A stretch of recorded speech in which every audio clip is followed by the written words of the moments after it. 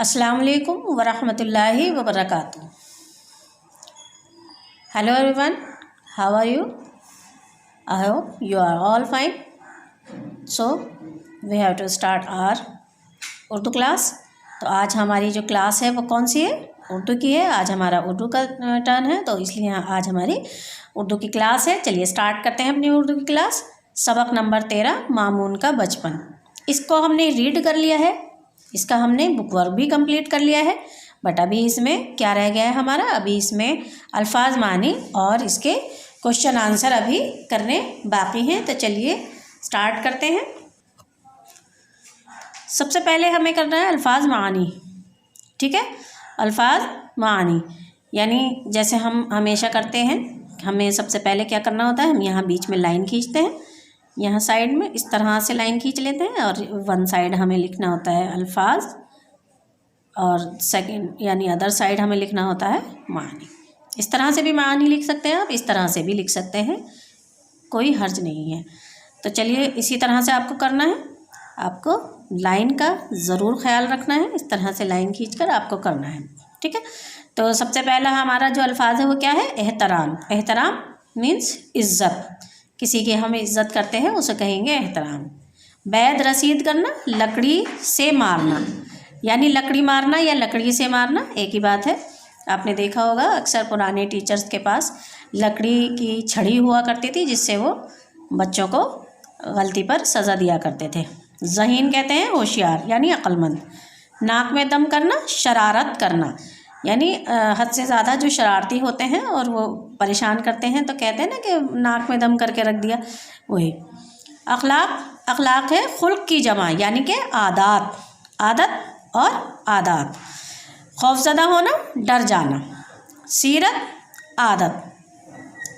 तो सीरत का मतलब होता है, आपने सुना होगा अक्सर हम बहुत कहते हैं कि उसकी सीरत बहुत अच्छी है और उसकी आदत बहुत अच्छी है। इस तरह के अल्फाज हम इस्तेमाल करते हैं, इसका मतलब ये होता है कि उसकी सीरत यानी आदत अच्छी है।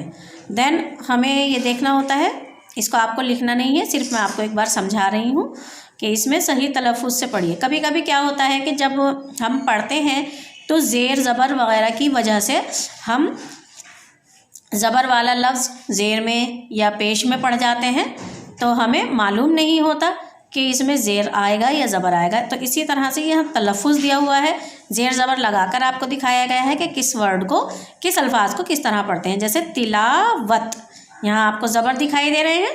इसी तरह से इख्तियार, बहुत से लोग इख्तियार बोल देते हैं, अगर उनको पता नहीं होता है कि इस पर ज़बर आएगा या ज़ेर आएगा। तो इख्तियार, सिफारिश, क़िस्सा, मोहतरम। इस तरह से आपको ये कुछ लफ्ज़ हैं, अल्फाज हैं, जिनको बोलने के एतबार से इनको ज़ेर ज़बर लगाकर आपको दिखाया गया है कि इनको हम किस तरह से पढ़ सकते हैं। तो ये आपको सिर्फ पढ़ने के लिए है, आपको नोट डाउन नहीं करना है। नोट डाउन सिर्फ आपको अल्फाज मानी करने हैं। लाइन खींचकर सबसे पहले आपको डेट डालनी है, सबक का नाम लिखना है और सबक नंबर डालना है, ठीक है। और अल्फाज मानी के बाद हम शुरू करते हैं अपना सवाल जवाब। सवाल जवाब में ये सवाल नंबर 2 है आपका, सोचिए और बताइए। तो ये आपको ज़रूर डालना है ताकि हमें पता चल जाए कि आपने कौन से वाले सवाल किए हैं, ठीक है। तो पहले ये डालेंगे, ऊपर हेडिंग डालेंगे सोचिए और बताइए। फिर उसके बाद में सवाल नंबर 1 उतारेंगे आप, मामून किसका बेटा था। ध्यान रखें कि आपको बुक में भी लिखना है और यहीं से फिर आपको इसे कॉपी में उतारना है, कॉपी में करना है, ठीक है। तो बुक में भी, क्योंकि मैं आपको बुक में करके दिखा रही हूँ, तो बुक में भी करना है। और ऐसा नहीं है कि मैंने आपको बुक में करके दिखा दिया तो आपको कॉपी में नोट डाउन नहीं करना, इसे कॉपी में भी करना है। तो मामून किसका बेटा था? किसका बेटा था मामून? खलीफा हारून रशीद। खलीफा हारून रशीद।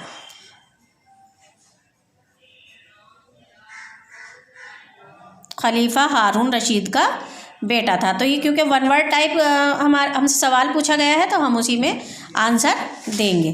किस बात पर उस्ताद मोहतरम की नज़र मामून की तरफ उठ गई? जब वो सूरत पढ़ रहा था मामून, तो उस्ताद की नज़र क्यों एकदम से उठ गई थी कि वो बात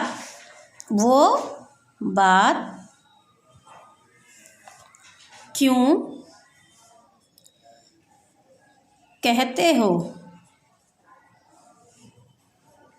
जो करते नहीं। ये तर्जमा दिया हुआ है सूरत का,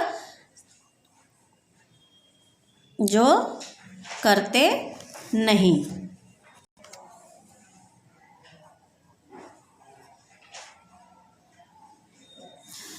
वो बात क्यों कहते हो जो करते नहीं। तो इस बात पर उस्ताद मोहतरम की नज़र जो थी वो मामून की तरफ उठ गई थी, यानी उनको लगा, मामून को लगा कि उसने शायद सूरत यानी आयत गलत पढ़ दी है, लेकिन जब उसने दोबारा उसको पढ़ा तो उसे लगा कि उसने तो सही पढ़ा है। तो इसका मतलब उसको लगा कि शायद मेरे वालिद ने उनसे कोई वादा किया था जो उन्होंने पूरा नहीं किया, और इस वजह से उन्होंने मेरी तरफ इस तरह से देखा।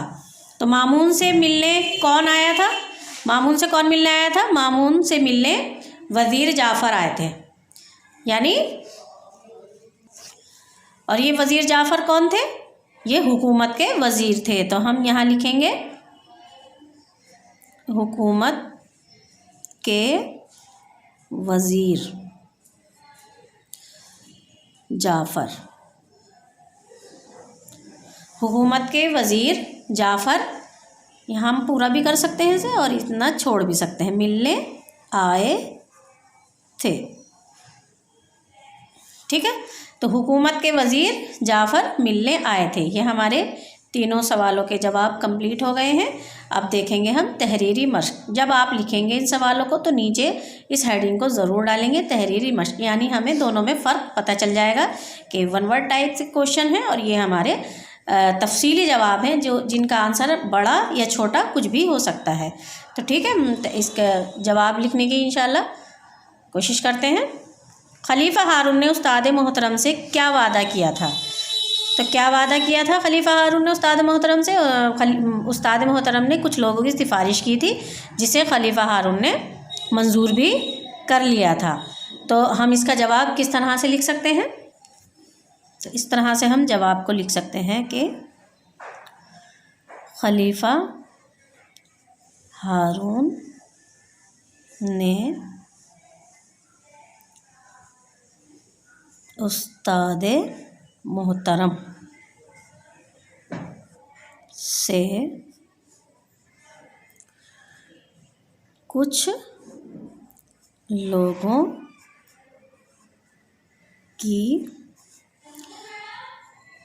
सिफारिश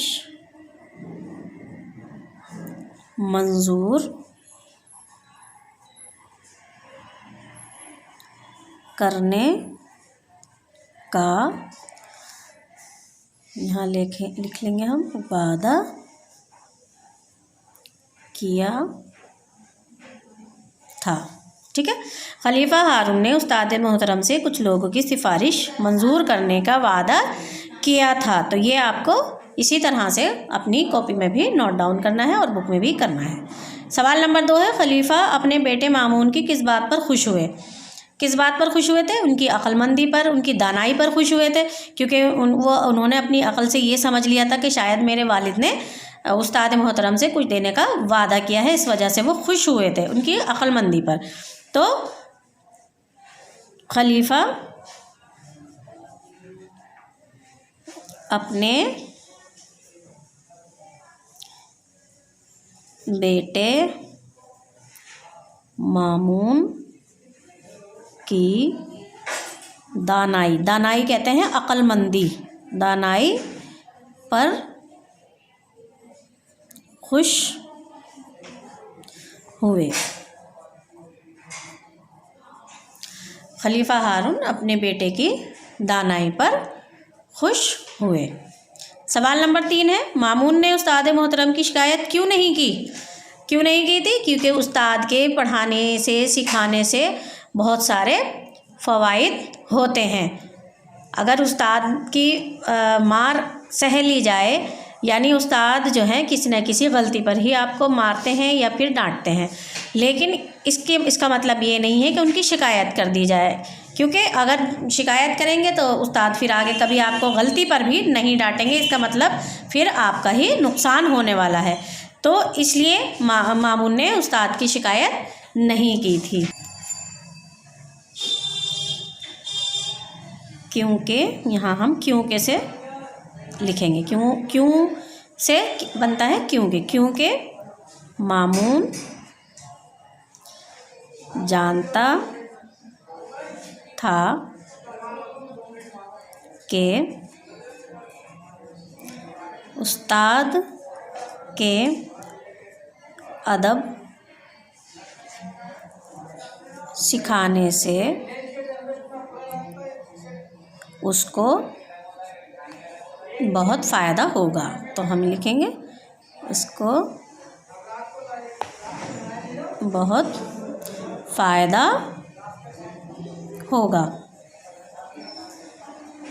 ठीक है, तो क्योंकि मामून जानता था कि उस्ताद के अदब सिखाने से, तमीज़ सिखाने से उसको बहुत फ़ायदा होगा, इसलिए उसने शिकायत नहीं की।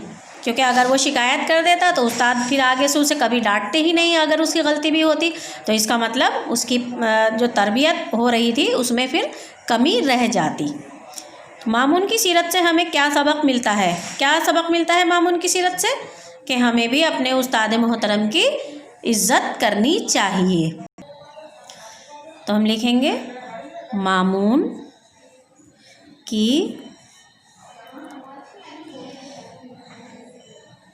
सीरत से हमें सबक मिलता है कि हमें अपने उस्ताद मोहतरम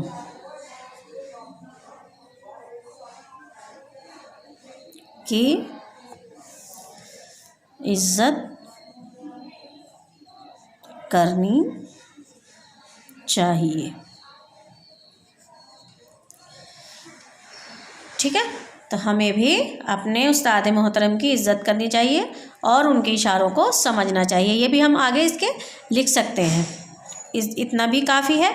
इसके आगे भी ये भी लिख सकते हैं कि और उनके इशारों को समझना चाहिए। तो फ़िलहाल इतना ही काफ़ी है, आप इतना ही लिख लें। ये हमारे सवाल जवाब कंप्लीट हो चुके हैं। तहरीरी मश्क जो हमने शुरू की थी, सवाल नंबर 1, 2, 3, 4, इसमें 4 सवाल हैं और सोचिए और बताइए इसमें आपके 3 सवाल हैं। तो ये आपके सवाल जवाब कंप्लीट हो चुके हैं। इन्हें आपको कॉपी में भी नोट डाउन करना है। मैं शुरू से लेकर अब तक आपको बता रही हूँ, इस बात का ख़ास ध्यान रखेंगे। ठीक है, चलिए मिलते हैं नेक्स्ट वीडियो में इंशाल्लाह न्यू टॉपिक के साथ। तब तक के लिए अल्लाह हाफिज़, अस्सलाम वालेकुम।